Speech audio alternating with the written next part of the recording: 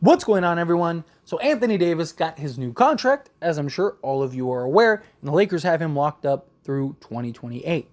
And he is going to be the franchise cornerstone going forward for at least the next 5 years. Obviously, LeBron's still on the roster. We'll see how long he stays on the roster, whether it's at the end of this year or next 2 years or several years. Nonetheless, Anthony Davis is going to be the guy for now in the future. And Rob Pelinka basically touched on Anthony Davis and what their conversations were like going into him getting a new contract.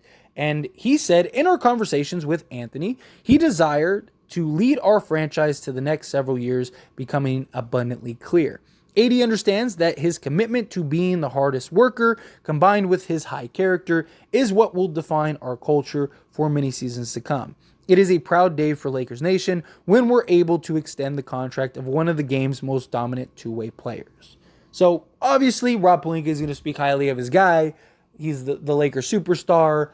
Rob Pelinka did his job and got him locked up, right? Some people I've seen, kind of question, he got too much money. He didn't get too much money. It's all perspective. And there's not many guys that are better than him in this league, period. He's worth every penny. He's very likely, if we win another championship, it's going to be primarily because of him anyway. And he's going to be a key factor, key cog. Salary cap's going up. It's fine.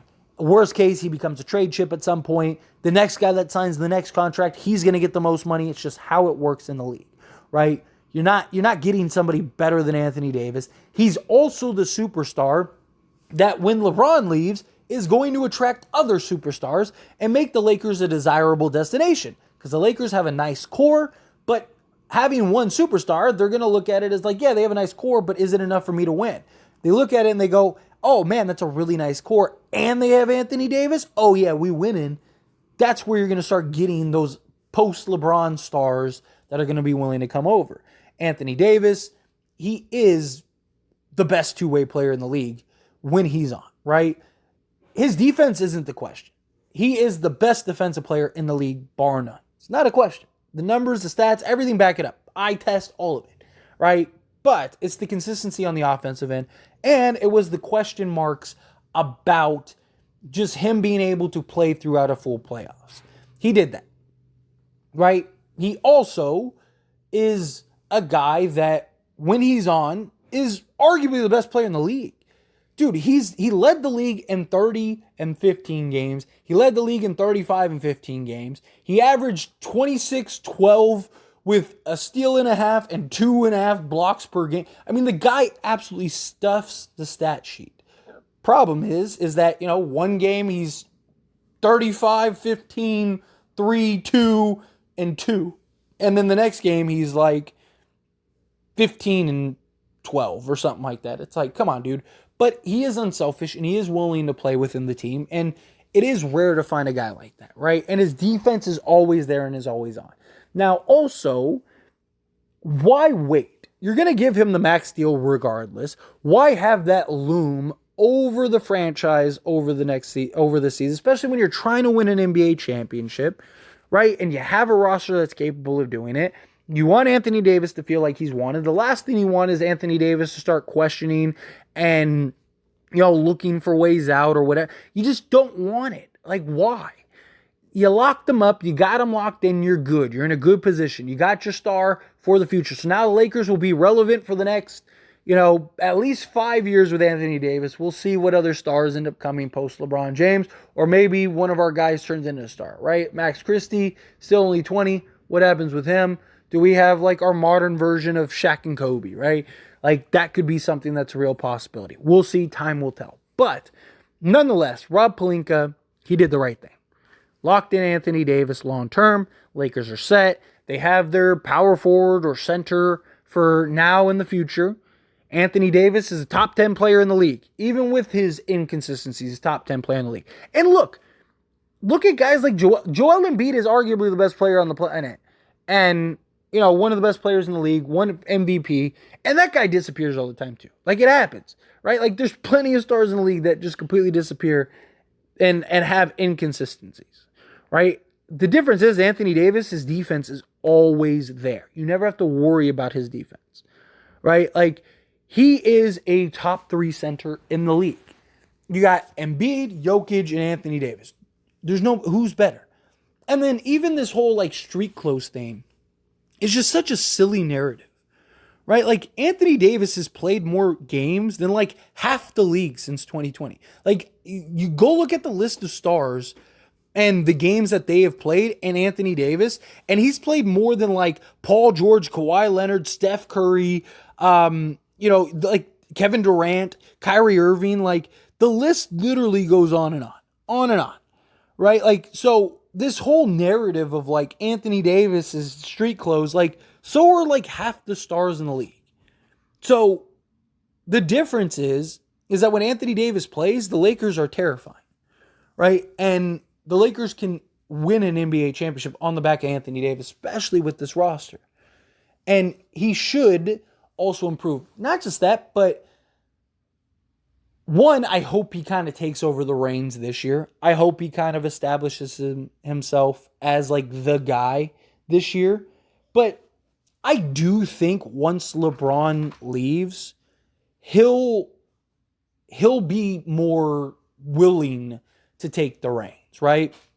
And again, nothing against LeBron James. Like if he wants to stay on the Lakers and he can still play at an elite level, a high level, I'm okay with it. But LeBron James is just that, he's that gravity, right? He's that black hole, not in the sense of like, he's a black hole as a basketball player, but just his essence, right? His celebrity, his legend of LeBron James just causes you to just take a backseat. I mean, we've seen like Dwayne Wade. LeBron James went to Miami. Miami was Dwayne Wade's team. And Dwayne Wade still took a backseat to LeBron James. Like everywhere he goes. Because he's arguably the greatest player ever. Right? He's at worst top 2. Right? Depending on your opinion on the Jordan LeBron debate. Right? And so with that, it's hard. Even if LeBron is pushing you to be the best guy or be the number one guy, and even if LeBron is willing and trying to take a back seat, it's still hard because when LeBron wants the ball or he demands the ball or he asks for the ball, guess what? He's getting the ball. And the Lakers have to do Anthony Davis favors, right? Like, how can you be the number one guy when you don't get the opportunity, right? Like, it's easy to say Anthony Davis is the guy, he's our number one option. But like when you go an entire second half and Anthony Davis only touches the ball twice, like how is that the number one option? Right? Like the Lakers have to do a better job of putting him in positions to get him the basketball. Now, in the same breath, he needs to do a better job of demanding the basketball and going and getting the basketball. But still, he's not LeBron James, where LeBron James is basically your pseudo point guard. Anthony Davis needs to be set up, right? He needs somebody that can set him up and get him the ball. So he needs to be not only more assertive and get better and establish better positioning and be more demanding of the ball.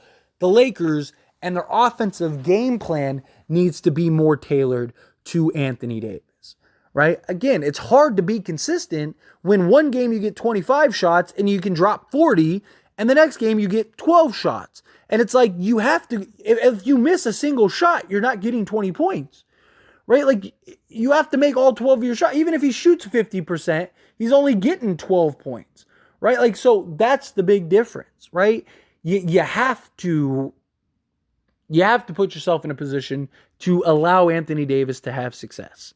And if he's going to be the number one guy, and he is your building block and he is your cornerstone, then yes, you need to put him in that position. Now, luckily, Anthony Davis is passive enough to where he won't disrupt the overall game and the team, right?